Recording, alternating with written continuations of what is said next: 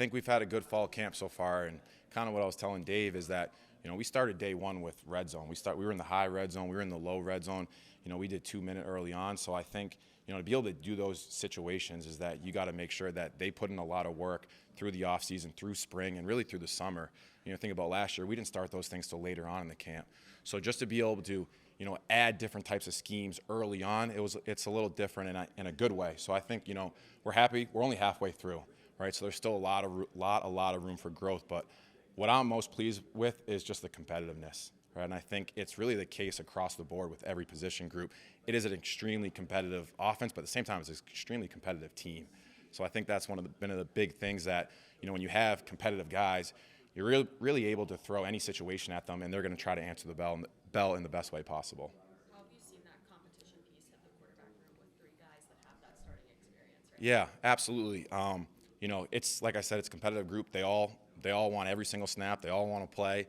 But at the same time, I think, what I like a lot is that, they're very, very cerebral in the meeting rooms, right? Obviously you have the football side of things, but that's realistically half of it. The amount of work and effort that they put in outside of actually being on the football field allows us to do a lot of different things with that room. It allows us to, maybe send in 3 plays at the line of scrimmage, and they get to pick the best play possible based on the defense. So the effort that they've put in really through the summertime to be able to do, stuff that we might have done maybe in, the second or third week of fall camp really just speaks about how much effort and work they've put in. Besides the football piece, that will take care of itself if you put in the work. It's really all the stuff in the classroom in the off season that they've done. With that depth at quarterback, could you deploy multiple quarterbacks on the field? Yeah, you could put 5 quarterbacks in if you wanted. Yeah, it's just it's a room that I think that offers a lot of different types of strengths, right? And at the end of the day, when you talk about really, a lot of position groups, you talk about running backs, and I say this all the time, running backs and tight ends, when you have multiple different body types, you can really put a lot of stress on the defense. Maybe you're in 13 personnel, but you're in a formation that looks like all receivers on the field. Well, the defense is only going to line up in so many different, defenses to that because they're ready for you to run the football. I think the same thing can be said, obviously, if you do play multiple quarterbacks, if you do play 3, if you play 4, if you play everybody, you play 1. But I think you just want to find different ways to get, creative with that type of stuff. When you're talking about an install, when you're talking about classroom stuff, does the portal make it easier because you've got guys with experience, or a little tougher because they need to know you? Yeah, that's a great question. That's a really good question. I think maybe on other teams there would be different answers. I think when you look at a lot of the transfers that came in, they've played a lot of college football snaps, and that was kind of one of the things that I think, we identified as what we need. So now when players have played a lot of snaps, we might run a play and we might call it whatever. The previous school, they may just probably had the same play. They just called it something different and maybe taught it a little different from a technique standpoint. So I think when you have players that have played a lot of college football snaps, you can still do a lot of different things. It just might not be in spring ball, right? Because they got to learn the foundation. They got to learn the culture. They got to learn the program, our expectations, and learn really our base offense. And then once they've been here for a little bit, then you can really start to, install at probably a higher level, add some different things that may not have been your day one type of stuff. But it's the interesting thing that you got to deal with as a coaching staff, because if you have a program that people are here every year, well, they're always going to know the offense. It's now ways to get more creative and get innovative and add different things to it.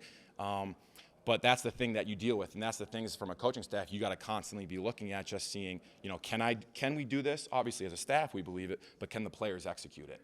But I think the players, from the standpoint, it's a smart team, which allows us to kind of do some things that we typically wouldn't have done at this point in camp. Beyond his age, how is Holy Cross Matthew Sluka different from JMU Matthew Sluka? Yeah, I think where I've seen him take a massive step, he was at Holy Cross, and then he went to UNLV. I think the good thing of him going there is that he learned a different offense, right? And he got to it was completely different, right? Completely different terminology. Everything was different, and it was kind of its own little brand. And now he comes back here where things are a little similar. So we got to see things from a different perspective.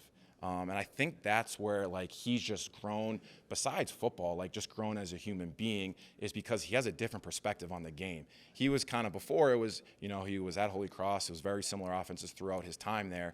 And then he went to something that was brand new, right? And, I think now, and this is coming from him, is that he just has a different perspective on football. He has a different perspective on a lot of things, how he attacks things, because it was also a different staff, right? And their standards, their expectations are different than what ours are.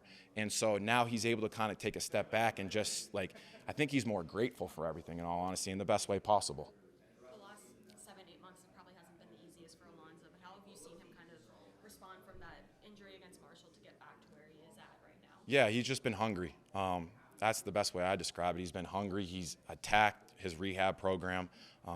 He was there nonstop. He was probably there than, I'd say, the coaching staff, in all honesty, making sure that he put in all the effort and the time to make sure he'd have an opportunity, or a possible opportunity to be back. And so I think then you take that aside, he still had to do the football. We still had spring ball. We still had summer, regardless if he could or could not participate. And so he was there for the football side of things, and then he's also putting in all that extra work. And you could just see it, how much it meant to him, that he just enjoys being on the football field, just on the fact of how much work he put in on the rehab side of things. George Pettaway led your team in rushing last season. On paper, you appear to have more depth at running back. How does he fit in this season? Yeah, I think George Pettaway, I think he's a special player because he can do a lot of things, right? He's a mismatch in the pass game. He had an excellent year last year in the run game. But at the same time, you saw that room go through injuries, right? You saw in the first, Io go down with an injury. You saw Tyler Purdy go down with an injury. So that's just a room, just in history, that it takes a lot of beating, right? So I think that's one of those rooms where you always need depth. You always need depth because you never know if you're going to make it to the end of the year with the same, starting 3, 1, 2, and 3. You never know how it's going to go. So I think when you have a room full of depth, maybe you're not relying on one person to get you through every single game until it's his time to potentially, get injured. So then you can take some of the wear and tear off so you're a little fresher on the back end of the season. One of those other running backs, a Holy Cross reunion with Jordan coming in here. Just what have you seen from him with his development come back from injury, and what does he provide to this deep running back? Yeah, I mean, if you just look at Jordan Fuller, he just looks like a creature. He's got muscles on muscles on muscles. He adds a different type of running game that, just in terms from the strength side of things. He's a great runner in between the tackles. He's going to run a lot of people over. But at the same time, I think for him, and this is, obviously working with him, we knew it, but he offers just an older leadership role as well, right? He's one of those guys that you always hear his voice in practice, right? You are always hearing him talk smack. You're always hearing him cheer people on. And that's stuff that we need. That's stuff that we need to be successful in general. As an offensive coordinator, how fun is it to look at that wide receiver room that you have and the kind of the versatility that's in it? Yeah, it's been phenomenal. It goes back to your initial question just in terms of a lot of people played a lot of snaps, right? So when you have a brand new receiver room come in and everything is brand new, but realistically for them, it's just the terminology side of things, and they understand, there's certain routes that you can run you can end up in 3 different spots on the football field.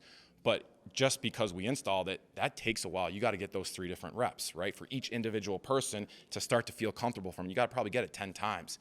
Well, they already have an understanding of defenses. They already know what cover 2, cover 4, cover man is, right? What cover 3 is. So when you have those different type of stems, those different types of releases, depending on the corner safety, they're able to directly implement it right after we install it. So I think that's been the cool thing, is that we don't have to be stuck on running this play over and over again against every single look, so we can feel comfortable about it. They already get it. They got it in the meeting room before they went out and realistically repped it. And then that room is, you talk about leadership, right? And typically, like from what I've seen, is that, the receivers, they're not really involved with the run game. You talk about the running backs, you talk about the tight ends, you talk about the O-line, quarterbacks, they're all involved in the run game, and then they're all involved in the pass game. Where receivers are kind of a little bit of an island. I think they've done a great job of integrating themselves through every position, right? That's another position group that you are constantly, you go on the football field, right? Obviously we have competitive practices. You hear their voices nonstop, just from a leadership role. And that is exactly what we need.